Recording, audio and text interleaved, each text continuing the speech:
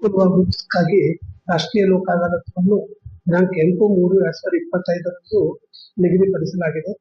ರಾಷ್ಟ್ರೀಯ ಲೋಕ ಅದಾಲತ್ ಕಾರ್ಯಕ್ರಮವನ್ನು ವಿಜಯಪುರ ಜಿಲ್ಲಾ ಕೇಂದ್ರ ಹಾಗೂ ಎಲ್ಲಾ ತಾಲೂಕು ಕೇಂದ್ರಗಳ ಎಲ್ಲಾ ನ್ಯಾಯಾಲಯಗಳಲ್ಲಿ ದಿನಾಂಕ 8/3/2025 ರಾಷ್ಟ್ರೀಯ ಲೋಕ ಅದಾಲತ್ ಕಾರ್ಯಕ್ರಮವನ್ನು ಆಯೋಜಿಸಲಾಗಿದೆ. ಅದರಲ್ಲಿ ರಾಜ್ಯ ಸಂಧಾನಕ್ಕೆ ಒಳಪಡಿಸಬಹುದಾದ ರಾಜ್ಯ ಪೂರ್ವ ಪ್ರಕರಣಗಳು, ಚೆಕ್ ಅಮಾನತು ಪ್ರಕರಣಗಳು, ಬ್ಯಾಂಕ್ ವಸೂಲಾತಿ ಪ್ರಕರಣಗಳು, ಉದ್ಯೋಗದಲ್ಲಿ ಪುನಃಸ್ಥಾಪಿಸಲ್ಪಡುವ ಪ್ರಕರಣಗಳು, ವಿದ್ಯುತ್ ಹಾಗೂ ನೀರಿನ ಶುಲ್ಕಗಳ ಇತರೆ ಪ್ರಕರಣದಲ್ಲಿ ವೈವಾಹಿಕ ಪ್ರಕರಣಗಳು ಮತ್ತು ಇತರೆ ಸಿವಿಲ್ ಪ್ರಕರಣಗಳು ಇತ್ಯಾದಿ ಕರ್ನಾಟಕ ರಿಯಲ್ ಎಸ್ಟೇಟ್ ಪ್ರಾಧಿಕಾರಕ್ಕೆ ಸಂಬಂಧಿಸಿದ ಪ್ರಕರಣಗಳು, ಜಿಲ್ಲಾ ಗ್ರಾಹಕ ವೇದಿಕೆಯಲ್ಲಿ ಪ್ರಕರಣಗಳು, ಸಾಲ ವಸೂಲಾತಿ ಪ್ರಕರಣಗಳು, ಕರ್ನಾಟಕ ವಿದ್ಯುತ್ ನಿಯಂತ್ರಣ ಆಯೋಗ ಕಾಯಂ ಜನತಾ ನ್ಯಾಯಾಲಯದಲ್ಲಿ ಪ್ರಕರಣಗಳು, ನ್ಯಾಯಾಲಯದಲ್ಲಿ ಬಾಕಿ ಇರುವ ಪ್ರಕರಣಗಳು, ರಾಜಿ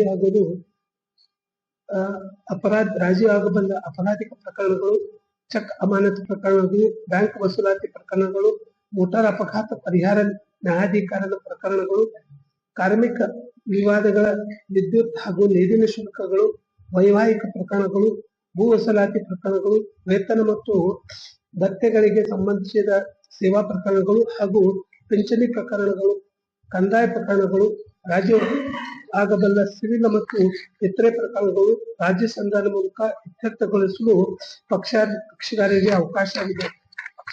ಕಾರಣ ಪಕ್ಷಗಾರಗಳು ತಮ್ಮ ತಮ್ಮ ಪ್ರಕರಣಗಳನ್ನು ರಾಷ್ಟ್ರೀಯ ಲೋಕ ಅದಾಲತ್‌ನಲ್ಲಿ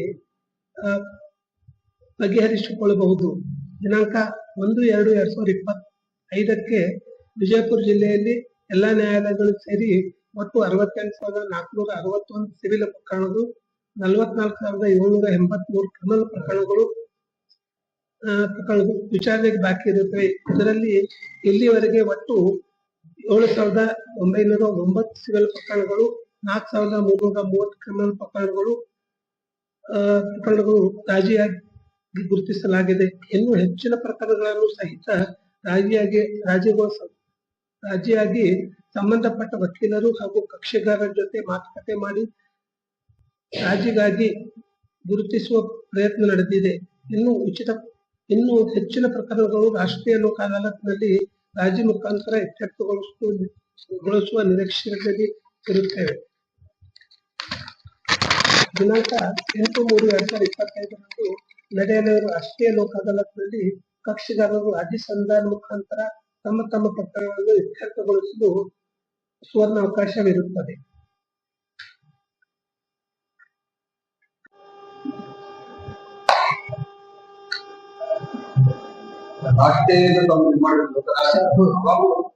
ಈ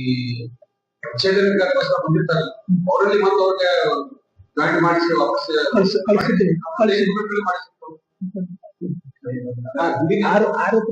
ಆರು ಪ್ರಕರಣಗಳಲ್ಲಿ ರಾಜಿ ಮತ್ತೆ ಕೂಡಿಸಿ ಕಳಿಸಲಾಗಿದೆ.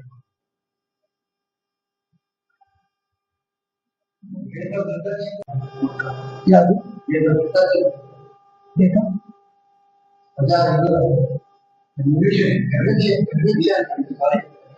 ಕನ್ವಿಕ್ಷನ್ ಅದಕ್ಕೆ ನ್ಯಾಯಾಲಯ ಅಷ್ಟೇ ಹೊಣೆಗಾರಲ್ಲ. ನ್ಯಾಯಾಲಯದಲ್ಲಿ ಎಲ್ಲರೂ ಈವನ್ ಸಾರ್ವಜನಿಕರಿಗೂ ಸಹ, ಯಾಕಂದ್ರೆ ಈ ಸಾಕ್ಷಿದಾರರು ನ್ಯಾಯಾಲಯದ ಕಣ್ಣು ಮತ್ತು ಕಿವಿಗಳೇ. ನ್ಯಾಯಾಲಯ ಈ ಒಂದು ಪ್ರಕರಣದ ಬಗ್ಗೆ ಸಾಕ್ಷಿದಾರ ಮೇಲೆ ಆಧಾರ ಇರುವುದು. ಸಾಕ್ಷಿದಾರ ಬಂದು ನಾನು ನೋಡಿಲ್ಲ, ನಾನು ಕೇಳಿಲ್ಲ ಅಂತಂದ್ರೆ ನಾವು ಅವ್ರಿಗೆ ಶಿಕ್ಷೆ ಕೊಡ್ಲಿಕ್ಕೆ ಆಗೋದಿಲ್ಲ. ಸಾರ್ವಜನಿಕರಿಗೆ ಒಂದು ದೇಶದ ಬಗ್ಗೆ, ರಾಜ್ಯದ ಬಗ್ಗೆ, ತಮ್ಮ ನಾಡಿನ ಬಗ್ಗೆ ಹಿತಾಸಕ್ತಿ ಬೇಕಾಗುತ್ತೆ. ಈಗ ನಾವು ಕೆಲವೊಂದ್ಸತಿ ನಾವು ನೋಡ್ತೀವಿ, ಎಲ್ಲರೂ ನೋಡ್ತಾರೆ, ನನ್ಗೇನ್ ಮಾಡೋದು. ನಂತರ ಒಂದ್ಸತಿ ನಮ್ಮ ಮೇಲೆ ಬಂದಾಗ ನಾವು ಎಚ್ಚರಿಕೆ ಕೊಡ್ತೇವೆ. ಯಾರು ಸಾಕ್ಷಿ ನೋಡ್ಯಾಕ ಬರ್ಲಿಲ್ಲ, ಕೇಸ್ ವಿಫಲ ಆದಾಗ ನಾವು ಅಕ್ವಿಟಲ್ ಆದಾಗ ಅವ್ರಿಗೆ ಬಹಳ ದುಃಖವಾಗ್ತದೆ. ಆದ್ರೆ ಪ್ರತಿಯೊಬ್ಬರ ನಾಗರಿಕರ ಕರ್ತವ್ಯ ಆಗಿದೆ.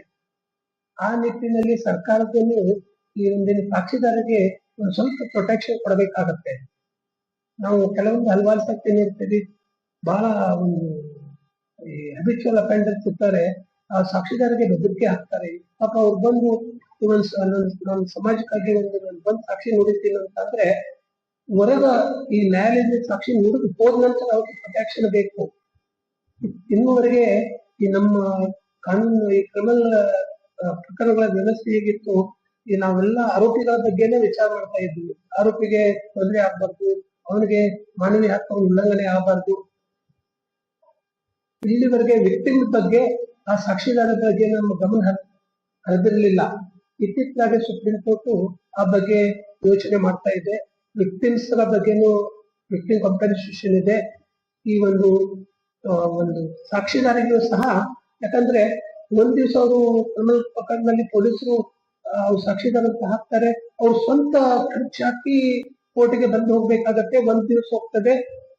ಆ ಬಂದಿದ್ದ ದಿವಸ ನ್ಯಾಯಾಲಯ ಪ್ರಕರಣ ನಡೀತು ಅಂದ್ರೆ ಅವ್ರ ಪುಣ್ಯ, ಇಲ್ಲಾಂದ್ರೆ 1 ಸತಿ 2 ಸತಿ 3 ಸತಿ ಬರ್ಬೇಕಾಗತ್ತೆ. ನ್ಯಾಯಾಲಯದ ಕರ್ತವ್ಯ, ಸಾಕ್ಷಿಯರು ಬಂದ್ರು ಅವ್ರನ್ನು ನಾವು ಸಾಕ್ಷಿಯನ್ನು ತಗೋಬೇಕು. ಇಲ್ಲವಾದ್ರೆ ಯಾರು ದೇಶ ಕೊಡ್ತಾರೆ ಅವ್ರಿಗೆ ಬರೋದು ಹೋಗೋದು, ಅವ್ರೆಷ್ಟೇನು ಸಂಪಾದನೆ ಮಾಡ್ತಾರೆ ಅಷ್ಟು ನನ್ನ ಕೋರ್ಟಿನಲ್ಲಿ ನಾನು ಇಲ್ಲಿ ಪರಿಪಾಲನೆ ಮಾಡಿದ್ದೇನೆ. ಯಾವುದೇ ಒಂದು ಕ್ರಿಮಿನಲ್ ಕೇಸ್ನಲ್ಲಿ ಸಾಕ್ಷಿ ಬಂದಾಗ ಆರೋಪಿತರ ನ್ಯಾಯಾಧೀಶರು ಒಂದು ಮುದತ್ ಕೇಳಿದಾಗ ನಾನು ಅವ್ರು ಬರೋದು ಹೋಗುವುದು ಅವ್ರ ಬಗ್ಗೆ ಒಟ್ಟನ್ನು ನಾನು ದೇಶ ಕೊಟ್ಟಿದ್ದೇನೆ. ಆ ರೀತಿ ಮಾಡ್ಲೇಬೇಕಾಗತ್ತೆ. ಒಂದ್ ದಿವಸ ನಾವು ಸಮಾಜಕ್ಕಾಗಿ ಅವ್ರ ಪಾಪ ಸಾಕ್ಷಿದಾರ ಬರ್ಬೋದು. ಪ್ರತಿ ದಿವಸ ಅವ್ರು ಕೆಲವೊಂದ್ರೆ ನಾವು ನೋಡ್ತೀವಿ, ಸಾಕ್ಷಿದಾರೆಲ್ಲ ಕೂಲಿ ಮಾಡೋರು ಇರ್ತಾರೆ. ಒಂದ್ ದಿವಸ ಅವ್ರು ಕೂಲಿ ಹೋಗ್ಲಿಲ್ಲ ಅಂದ್ರೆ ಅವ್ರಿಗೆ ಆ ದಿವಸ ಅವಧಿ ಹೊತ್ತೋದಿಲ್ಲ.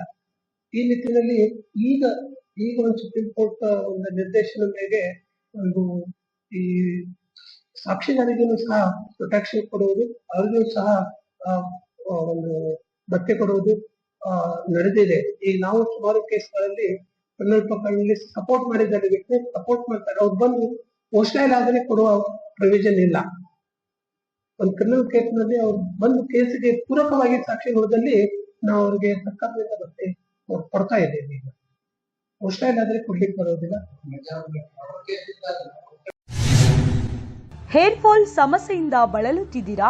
ನಿಮ್ಮ ಫ್ಯಾಮಿಲಿ ಹಾಗೂ ಗೆಳೆಯರ ಜೊತೆ ಮದುವೆ ಅಥವಾ ಯಾವುದೇ ಶುಭ ಸಮಾರಂಭದಲ್ಲಿ ಫೋಟೋ ಹಾಗೂ ಸೆಲ್ಫಿ ತೆಗೆಸಿಕೊಳ್ಳುವುದಕ್ಕೆ ಕಾನ್ಫಿಡೆನ್ಸ್ ಕಡಿಮೆಯಾಗಿದೆಯಾ? ನಿಮ್ಮ ಸಮಸ್ಯೆಗೆ ಹೇಳಿ ಬೈ ಬೈ. ಪ್ರಸಿದ್ಧ ಗುಮ್ಮಟನಗರಿಯ ಆರ್ಕೆ ಇಂಟರ್ನ್ಯಾಷನಲ್ ಸಲೂನ್ ಅಂಡ್ ಅಕಾಡೆಮಿಯಲ್ಲಿ ಮೊಟ್ಟ ಮೊದಲ ಬಾರಿಗೆ ನಿಮ್ಮ ಸಮಸ್ಯೆಗೆ ಪರಿಹಾರ ಲಭ್ಯ. ನಾನ್ ಸರ್ಜಿಕಲ್ ಹೇರ್ ಪ್ಯಾಚ್ ಕೇವಲ 6,999 ರೂಪಾಯಿಗೆ ಮಾತ್ರ. ಇಂದೇ ಭೇಟಿ ನೀಡಿ ನಿಮ್ಮ ಲುಕ್ ಚೇಂಜ್ ಮಾಡಿಕೊಳ್ಳಿ, ಕಾನ್ಫಿಡೆನ್ಸ್ ಹೆಚ್ಚಿಸಿಕೊಳ್ಳಿ. ಈ ಆಫರ್ ಕೆಲವೇ ದಿನಗಳು ಮಾತ್ರ. ಹಾಗೂ ನೀವು ಬ್ಯೂಟಿಷಿಯನ್ ಆಗ್ಬೇಕೆ? ಹಾಗಾದ್ರೆ ನಿಮಗಾಗಿ ಆರ್ಕೆ ಇಂಟರ್ನ್ಯಾಷನಲ್ ಸಲೂನ್ ಅಂಡ್ ಅಕಾಡೆಮಿಯಲ್ಲಿ ಕೋರ್ಸುಗಳು ಕೂಡ ಪ್ರಾರಂಭವಾಗಿದ್ದು, beauty diploma, hair diploma, makeup diploma, basic ಹಾಗೂ ಅಡ್ವಾನ್ಸ್ ಕೋರ್ಸುಗಳು 50% ಡಿಸ್ಕೌಂಟ್ ನೊಂದಿಗೆ. ಹಾಗಾದ್ರೆ ಇನ್ನೇಕೆ ತಡ? ಇಂದೇ ಭೇಟಿ ನೀಡಿ ನಿಮ್ಮ ಸ್ವಾವಲಂಬಿ ಬದುಕನ್ನ ಕಟ್ಟಿಕೊಳ್ಳಿ. ಸ್ಥಳ RK international salon and academy, Ashram road, Neelanagar, Daneshwari complex, S Mart ಕೆಳಗಡೆ, ಆದರ್ಶ್ ನಗರ್, ವಿಜಯಪುರ. ಹೆಚ್ಚಿನ ಮಾಹಿತಿಗಾಗಿ ಸಂಪರ್ಕಿಸಿ. ಮೊಬೈಲ್ ನಂಬರ್ 9964156654 ಹಾಗೂ 9964006640.